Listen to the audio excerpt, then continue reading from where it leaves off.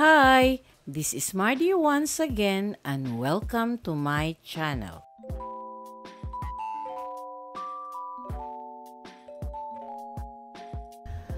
Apolinario Mabini Imaranian was a Filipino revolutionary leader, educator, lawyer, and statesman who played a pivotal role in the fight for Philippine independence. As the utak ng himagsikan or brain of the revolution, he is regarded as one of the country's national heroes. His contributions to the revolution and his intellectual influence on the political landscape of the Philippines have left a lasting legacy.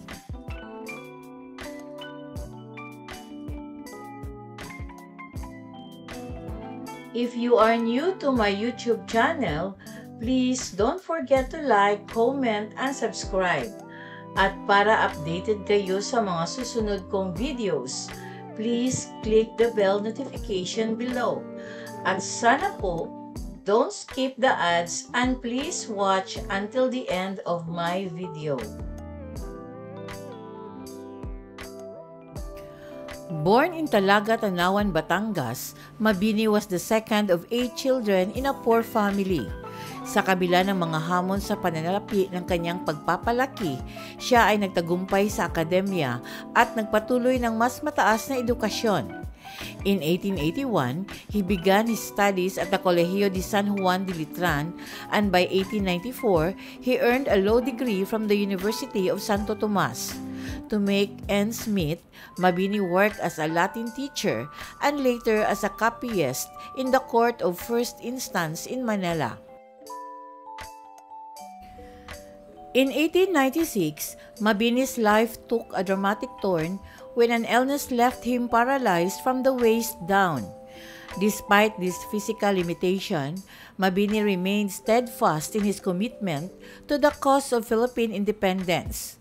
While many were focused on the military aspect of the revolution, Mabini's intellectual prowess and patriotism made him an indispensable figure in the fight for freedom.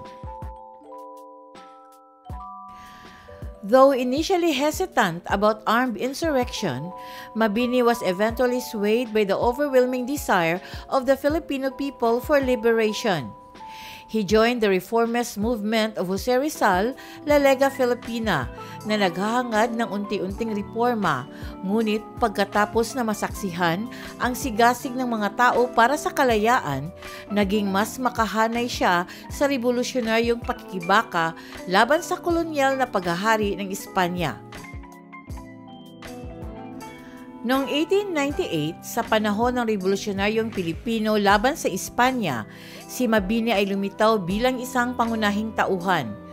Kahit na naparalisa, siya ay hinirang ni General Emilio Aguinaldo bilang punong tagapayo ng revolusyonaryong pamahalaan. Mabini played a central role in drafting important decrees and the Constitution of the First Philippine Republic, which was established in Malolos, Bulacan in 1899. On January 2, 1899, Mabini was appointed the first Prime Minister of the Philippines and also served as Foreign Minister in the new government.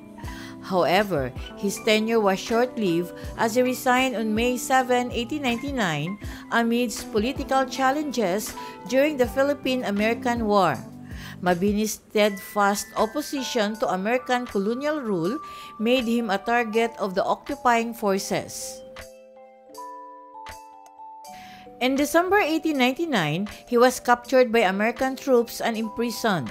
Despite his physical condition, Mabini continued to resist American authority and wrote fervently against the occupation. In January 1901, he was exiled to Guam, where he endured further hardship. After 2 years, Mabini was allowed to return to the Philippines, but his health had deteriorated severely.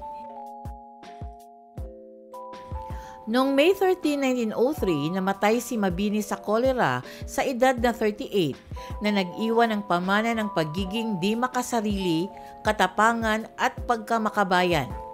Ang kanyang buhay na minarkahan ng kanyang intelektual na kontribusyon at hindi natitinag na dedikasyon sa kalayaan ng Pilipinas ay patuloy na nagbibigay inspirasyon sa mga henerasyon ng mga Pilipino.